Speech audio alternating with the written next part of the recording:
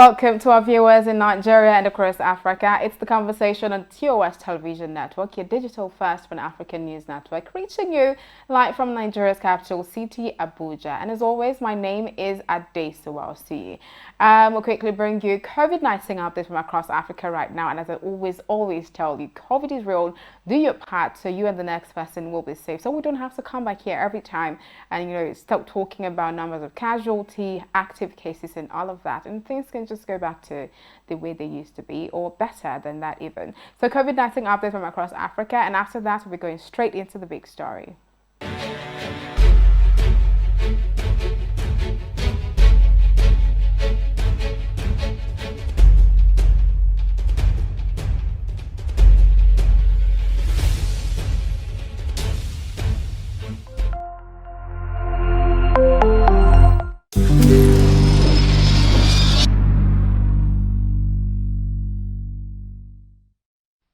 Okay, it's about that time where I bring you, the crux of the conversation, and that is the big story. And the focus of the big story today is on insecurity, justice, and amnesty for bandits. Should, bandits or terrorists, like most people call them now, be granted amnesty, or should they have to face justice?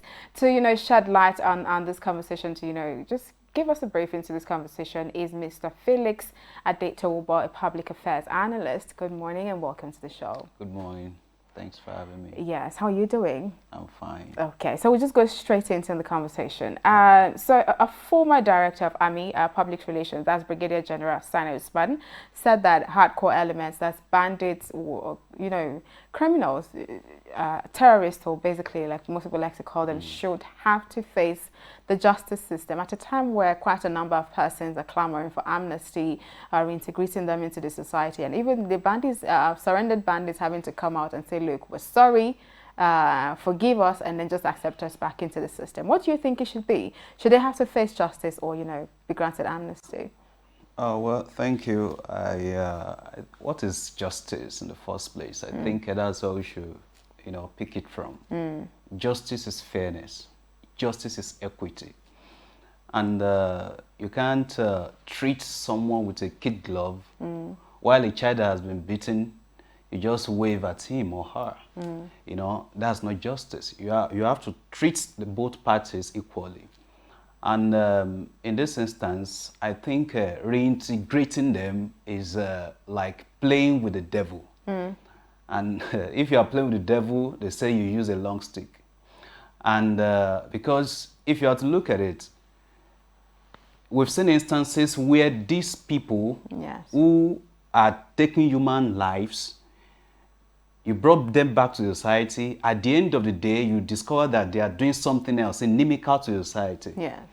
Because if you look at it, you can't just bring someone who has an idea that has been ingrained in a system, and you just think bringing that person to the society, that's all. You give him a job, or you try to rehabilitate.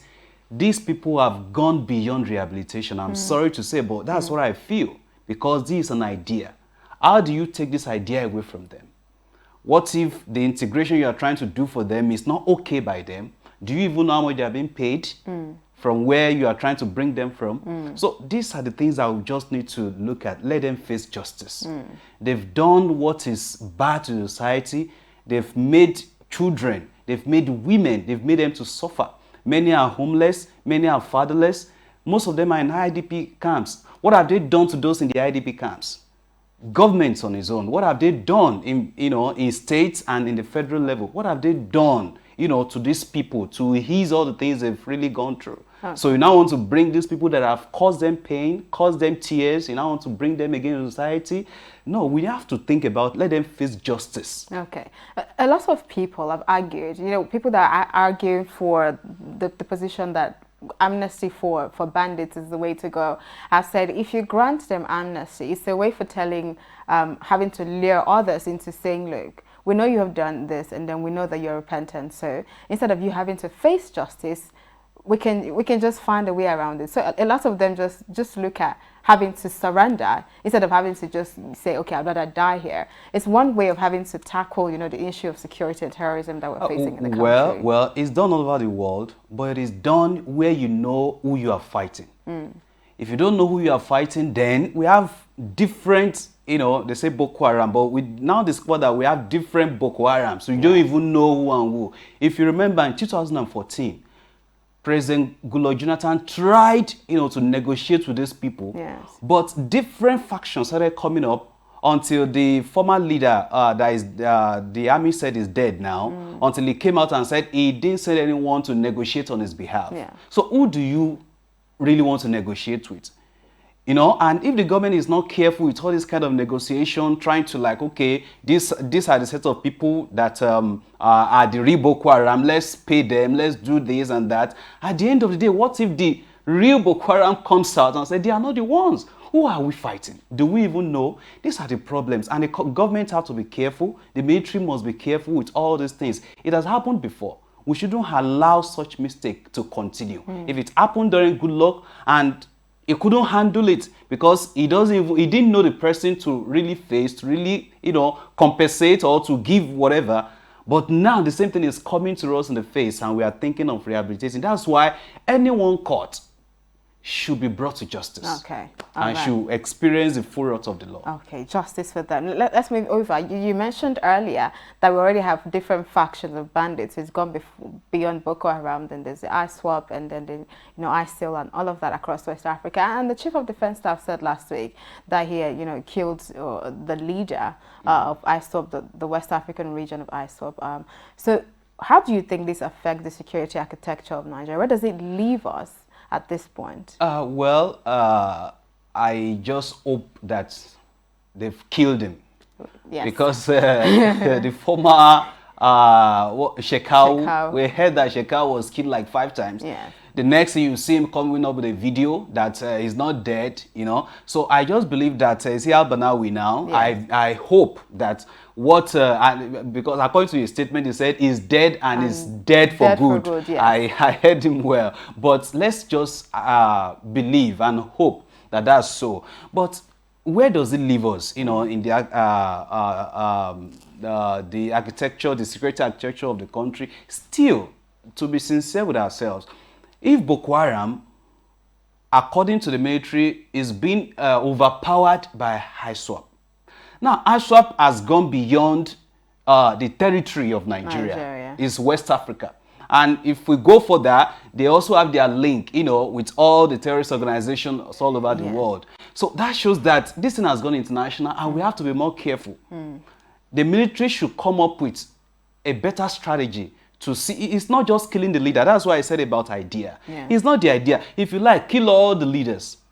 Yusuf was killed. After Yusuf was killed, who came up? Shekau came up. It became so terrible. And in fact, what Yusuf did not do, Shekau did.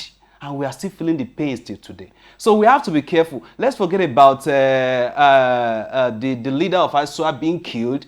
That is not the solution in the first place. So the solution is that how do we get through to the idea that is propelling these people to act the way they act, and maybe from there we can start getting our solutions. Okay, do you think education is one way to have to neutralize that idea? But that's what they said they don't want. They say they don't want education. So what kind of education do we want to give to them? Because I do know that Sheikh Gumi, the spokesperson for unofficial spokesperson for the Bandits, had come out, I think it was last week or 2 weeks ago, and said the only way he knows right now that all of this issue can be resolved is educating these people, just having to catch them young and then having to educate them. And so if you can do that, then we'll be nipping insecurity in the bud. How do you educate someone who doesn't want to be educated? You can take a horse to the river, but can you force it? They don't want it. That's what they said, according to, their ideology, that they don't want anything Western. Yes. Is it? That's what they said. Now, if Sheikh Gumi, who we don't really know I as a person, I don't know who he's working for. I don't know what his work is about. I can't really say. Probably that's the reason why the federal government just decided to ignore him. I don't know. But what I just feel that we should do is that the government or the military should go all out and give security to this country. All right. I believe they can do it. That's why they are there. We've changed different service chiefs just to be able to get to the root, and solve this whole thing. Okay. They have to be more proactive. They have to add more to their zeal and come up with better strategy that will make Nigerians to feel at peace in their fatherland. Okay. Unfortunately, we're out of time, but thank you so much for your opinion, your really welcome. strong opinion on this issue. Thank you so much. I hope we can, have this conversation another time. No problem. All right, and thank you to our viewers, for sticking with us on the conversation this morning. It's been such an amazing time to bring you the conversation, but don't forget the conversation comes to you every day. That's Monday to Friday, same time, same station. But before then, follow TOS TV Network across all social media platforms. That's TOS TV on Facebook, Twitter, Instagram, and of course, you can stream the conversation and other programs on www.tostvnetwork.com. My name is Adeswa, so you always remember to stay safe, and I'll see you again tomorrow.